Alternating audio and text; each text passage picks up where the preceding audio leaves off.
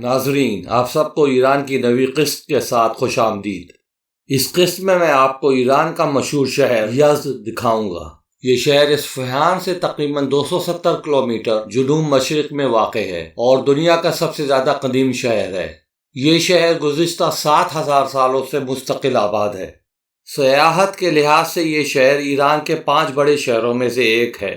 میں ایران میں جہاں بھی گیا، ایرانی سیاحوں کو ایک بڑے تناسب کے ساتھ پایا۔ صرف اسی شہر میں غیر ملکی سیاح ایک بہت بڑے تناسب کے ساتھ موجود تھے۔ یہ جگہ پارسیوں کے لیے بھی مقدس ترین جگہوں میں سے ایک ہے۔ یہاں پر آپ کو ان کا قبرستان بھی دکھاؤں گا، جہاں پر پاسری حضرات ایک پہاڑ کے اوپر اپنے مردے پھینک جاتے ہیں اور ان لاشوں کو گدھ وغیرہ کھا جاتے ہیں۔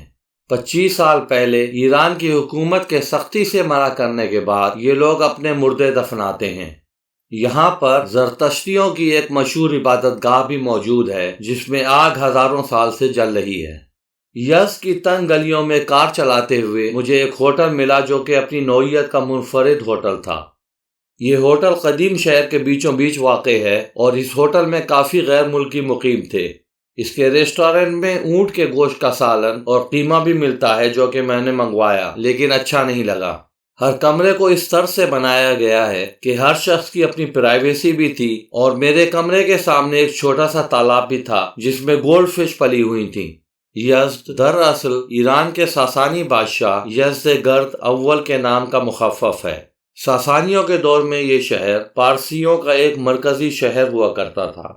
اسلام آنے کے بعد بھی اس شہر میں ہمیشہ پارسیوں کو اپنی عبادات کرنے کی مکمل آزادی رہی ہے۔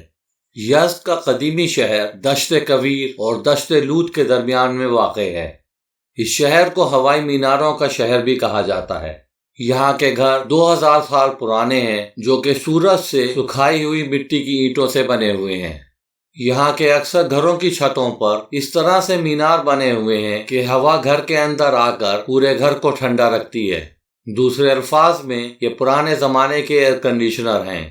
یہاں کے مٹی سے بنے ہوئے گھر اور تنگ گلیاں اپنی مثال آپ ہیں۔ میں نے کئی گھنٹہ یہاں کی تنگ گلیوں میں کار چلائی۔ بسا اوقات گلیاں اتنی تنگ ہوتی تھیں کہ کار کی دونوں سمت میں صرف ایک بالش کا فاصلہ رہ جاتا تھا۔ یہ بھی ہوا کہ یہ تنگ گلیاں آگے سے بند تھیں اور کار کو ریورس کر کے واپس لے جانا پڑا، جو کہ ایک چیلنج سے کم نہ تھا۔ میرا ہی دل جانتا ہے کہ کس طرح سے کار ریورس کی۔ بہرحال الحمدللہ کار کا کسی قسم کا نقصان نہیں ہوا۔ کئی بار دوسری سمت سے بھی کار آ رہی ہوتی تھی اور ہم میں سے ایک کو کسی نہ کسی طرح کار سائڈ میں کرنا پڑتی تھی۔ کار کے علاوہ میں پیدل بھی ان گلیوں میں چلا اور جان بوجھ کر کھو گیا۔ میری زندگی کی ایک منفرد جگہ تھی۔ نہ ہی کبھی ایسا شہر دیکھا تھا اور نہ ہی شاید دوبارہ دیکھ پاؤں۔ ان گھروں کے دروازے بے حد خوبصورت اور منفرد ہوتے ہیں۔ ان گھروں کے دروازوں پر 2 مختلف قسم کے کنڈے لگے ہوئے ہوتے ہیں۔ الٹے ہاتھ والا موٹا اور لمبا کنڈا مردوں کے لیے ہوتا ہے، جبکہ سیدھے ہاتھ والا کنڈا پتلا اور گول عورتوں کے لیے ہوتا ہے۔ اس کے بجانے سے گھر والوں کو پتہ چل جاتا ہے کہ آنے والا مرد ہے یا عورت، اور اسی مناسبت سے ان کا استقبال کیا جاتا ہے۔ 13ویں صدی عیسوی میں جب مارکو پولو اس شہر سے گزرا تو اس کے بیان کے مطابق یہ شہر بے حد خوبصورت، منفرد اور تجارت کا ایک مرکز تھا۔ چنگیز خان اور تیمور لنگ نے اس شہر کو تاخ و تاراج کر دیا، لیکن 14ویں صدی اور 15ویں صدی عیسوی میں یہ شہر ریشم، کپڑوں اور قالین کی مصنوعات کی وجہ سے دوبارہ بس گیا اور بے حد مشہور بھی ہو گیا۔ آج کل یہ شہر ایران کی فائبر آپٹکس مصنوعات کا مرکز ہے۔ یہاں کی جامع مسجد بے حد خوبصورت ہے، جس کا ٹائل لگا ہوا داخلی دروازہ بے حد بڑا ہے۔ اس مسجد کے 2 مینار ہیں جو کہ 48 میٹر بلند ہیں۔ ان پر لکھی ہوئی قرآنی آیات 15ویں صدی عیسوی کی تحریر یافتہ ہیں۔ اس مسجد کا گنبد بھی بے حد خوبصورت ہے۔ یہاں کا صحن اور محراب بھی بے حد دلکش ہے۔ اس جگہ کے ٹائلز پر یہ جو کچھ لکھا ہے پڑھنا ناممکن ہے۔ یہ رموز کئی ایرانی عمارات پر ملے ہیں جو کہ 5000 سال قبل مسیح کے ہیں۔ ان میں وقت روکنے کا طریقہ، پیدائش اور موت کے راز لکھے ہیں۔ ان کو گردونہ مہر کہا جاتا ہے۔ یہ 4 چیزیں دکھاتا ہے: پانی، ہوا، مٹی اور آگ، جس کا مطلب ہے پیدائش، موت، ہمیشگی اور لامحدودیت۔ یہ قبل اسلام کا نظریہ تھا، لیکن ڈیکوریشن میں استعمال ہوتا رہا ہے۔ میرے گائیڈ نے بتایا کہ آج کل کمپیوٹر کے ذریعے کچھ رازوں کے انکشافات ہو چکے ہیں اور ریسرچ جاری ہے۔ قدیمی شہر میں یہ جگہ زندان سکندر کہلاتی ہے۔ اس جگہ کا مشہور ایرانی شاعر حافظ نے اپنی رباعیات میں تذکرہ کیا ہے۔ یہاں پر یش شہر کی کچھ پرانی اشیاء دکھانے کے لیے رکھی گئی ہیں۔ میں نے کچھ وقت ان چیزوں کو دیکھنے میں گزارا۔ اس کے بعد میں یہاں کے صحن میں آیا، جو کہ بالکل عمومی سا ہی تھا اور کوئی خاص دیکھنے کے لیے نہیں ملا۔ اس کے بعد میں سیڑھیاں اتر کر زندان دیکھنے گیا۔ فارسی میں جیل کو زندان کہتے ہیں۔ کہا جاتا ہے کہ یہ قید خانہ اسکندر اعظم نے بنوایا تھا اور اس میں خطرناک مجرموں کو رکھا جاتا تھا۔ یہ جگہ پارسیوں کا عبادت خانہ ہے جس میں ابدی آگ جل رہی ہے۔ اس آگ کو ایک کھڑکی سے دیکھا جا سکتا ہے۔ کہا جاتا ہے کہ یہ آگ سن 470 عیسوی سے جل رہی ہے۔ البتہ اس آگ کو مختلف جگہوں سے مختلف ادوار میں ٹرانسفر کر کے یہاں لایا گیا ہے۔ لوگ عام طور پر یہ غلط تصور کرتے ہیں کہ پارسی حضرات آگ کی پوجا کرتے ہیں۔ میں بھی بدقسمتی سے ابھی تک یہی سمجھتا تھا۔ ان لوگوں کے عقیدے کی بنیاد پر عناصر خالص ہیں اور آگ نہ صرف ایک عنصر ہے بلکہ خداوند عالم کے نور کا ایک مظہر بھی ہے، پس آگ کی موجودگی عبادات کے لیے لازمی ہے۔ اسلامی علماء کا خیال ہے کہ چونکہ پارسی خدا کی وحدانیت اور پیغمبر پر یقین رکھتے ہیں، اس لیے یہ لوگ مشرک نہیں ہیں۔ پارسی حضرات اپنے منہ پر ایک کپڑا باندھ کر عبادت کرتے ہیں، جس کی وجہ یہ بتائی جاتی ہے کہ اپنے سانس سے آس پاس کے حضرات کو پولوشن سے بچایا جا سکے۔ ان کے پادری حضرات نہ کوئی تقریر کرتے ہیں نہ جلسہ، صرف آگ کی دیکھ بھالی کرتے ہیں اور چاندی کی 2 سلاخوں سے آگ کو ہلاتے رہتے ہیں۔ مقدس راکھ کو آنے والوں کے ماتھے اور پلکوں پر لگاتے رہتے ہیں۔ کچھ راکھ گھر لے جانے کے لیے بھی دے دیتے ہیں، جس کو گھریلو مذہبی تقریبات میں استعمال کیا جاتا ہے۔ زرتشت مذہب دنیا کے پرانے ترین مذاہب میں سے ایک ہے۔ یہ لوگ خداوند عالم کی وحدانیت پر یقین کرتے ہیں اور شیطان کے وجود کو بھی تسلیم کرتے ہیں۔ اس مذہب کی بنیاد ان کے پیشوا زرتشترا کی باتوں پر ہے، جن کے مطابق اہورا مازدا یا کل عقل خدا سب سے بڑا ہے۔ یہ مذہب روحانی پیشوا، جنت، دوزخ، ذاتی ذمہ داری اور گناہ و ثواب پر یقین رکھتا ہے۔ اس مذہب کی ابتدا تقریباً 1500 سال قبل مسیح بتائی جاتی ہے۔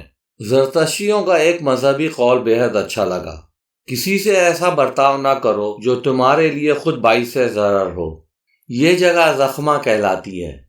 یہاں پر 2 پہاڑیاں ہیں۔ پارسی حضرات اپنے مردوں کو نہ ہی دفناتے ہیں اور نہ ہی جلاتے ہیں اور نہ ہی سمندر کے حوالے کرتے ہیں، کیونکہ ان کے مطابق روح اور جسم پاک ہوتے ہیں۔ دفنانے، جلانے یا سمندر کے حوالے کرنے سے روح اور جسم نجس ہو جاتے ہیں۔ یہ لوگ موت کو خدا کی مرضی نہیں جانتے بلکہ شیطانی کام قرار دیتے ہیں۔ اسی لیے یہ لوگ مردوں کو کسی پہاڑ کے اوپر چھوڑ آتے ہیں تاکہ گدھ وغیرہ کھا کر خاتمہ کر دیں۔ 3000 سالوں سے یہ لوگ اسی طریقہ کار کے پیرو ہیں۔ ان 2 پہاڑیوں کو یہ لوگ برج خاموشی کہتے ہیں۔ ان برجوں پر کوئی چھت وغیرہ نہیں ہوتی۔ گدھ مردوں کا گوشت اچھی طرح سے چن چن کر کھا جاتے ہیں۔ یہ برج کون کی شکل کے ہوتے ہیں۔ آہستہ آہستہ ہڈیاں کون کے بیچ میں چلی جاتی ہیں۔ ہردا ویرا فارسی مذہب کی اہم ترین کتابوں میں سے ایک ہے۔ اس کتاب میں اردا نامی ایک پارسی پادری کا واقعہ درج ہے، جو اپنے خدا اہور مزدا سے ملنے آسمان پر جاتا ہے۔ اردا کا یہ سفر جسمانی نہیں بلکہ روحانی ہوتا ہے۔ اس کی روح سفر پر روانہ ہو جاتی ہے اور 6 دنوں کے بعد اپنے جسم میں واپس آ جاتی ہے۔ اس سفر کے دوران اردا کو چنیوت پل پر سے گزرنا ہوتا ہے۔ اسلام میں اس کو پل صراط کہتے ہیں۔ اس پل پر اگر نیکوکار گزریں گے تو یہ پھیل کر چوڑا ہو جاتا ہے، اور اگر گناہ گار گزریں تو ایک تلوار کی دھار جتنا پتلا اور تیز ہو جاتا ہے، اور گناہ گار کٹ کٹ کر دوزخ میں گر جاتے ہیں۔ اس سفر میں اردا کے ساتھ ادار نامی فرشتہ دیتا ہے۔ اپنے اس سفر کے دوران اردا کو جنت اور جہنم کے مختلف حصوں کی سیر کرائی جاتی ہے۔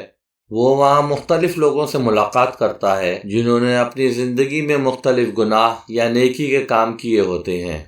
واپسی پر اسے خدا کی طرف سے ہدایت دی جاتی ہے کہ زرتشت ہی واحد مذہب ہے جو کہ حق پر مبنی ہے۔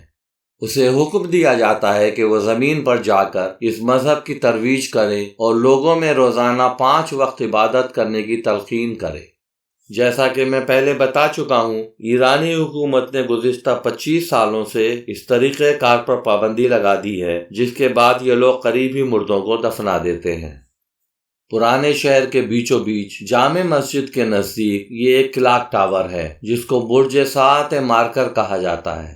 اس کو پیسٹون جی مارکر نے عطیہ کیا تھا اور مرزا سروش نے اپنی نگرانی میں بنوایا تھا۔ میں کئی دفعہ اس ٹاور کے پاس سے گزرا اور یہ منفرد سا لگا۔ یہاں سے ذرا آگے چلیں تو مجموعہ میدان امیر چقماق ملے گا۔ یہ جگہ یزد کی پہچان بن گیا ہے۔ یہاں کے 15ویں صدی عیسوی کا ایک گورنر امیر جلال الدین چقماق تھا، جس کی یاد میں اس جگہ کا نام اسی کے نام پر رکھ دیا گیا ہے۔ جیسا کہ آپ دیکھ رہے ہیں، یہ 3 منزلہ ہے۔ اوپر کی 2 منزلیں سیاحوں کے لیے آج کل بند کی ہوئی ہیں۔ اس کے وسط میں 2 بہت ہی اونچے مینار ہیں۔ کہا جاتا ہے کہ یہ جگہ امام حسین علیہ السلام کی یاد میں بنائی گئی ہے۔ یہاں پر لکڑی سے بنا ہوا ایک تعزیہ بھی رکھا ہوا ہے جو کہ کالے کپڑوں میں لپٹا کر عاشورے کے دن اٹھایا جاتا ہے۔ یہاں کی بغل میں ایک مسجد بھی واقع ہے جس کو سن 1418 عیسوی میں بنایا گیا تھا۔ یہ مسجد بھی اسی نام سے منسوب ہے۔ اس مسجد سے ملحقہ ایک کاروان سرائے بھی ہوا کرتا تھا جس کو بادشاہ رضا شاہ پہلوی کے حکم پر گرا دیا گیا اور اس میدان کی توسیع کر دی گئی۔ اس میدان کے نیچے 15ویں صدی عیسوی میں ایک بازار بنا دیا گیا تھا جو کہ آج بھی موجود ہے۔ ایران عراق جنگ کے دوران گھروں پر بمباری کے خوف سے کافی لوگوں نے اس میدان میں وقتی طور پر بسیرا کر لیا تھا۔ اس قسط دیکھنے کا بے حد شکریہ۔ اگلی قسط تک کے لیے خدا حافظ۔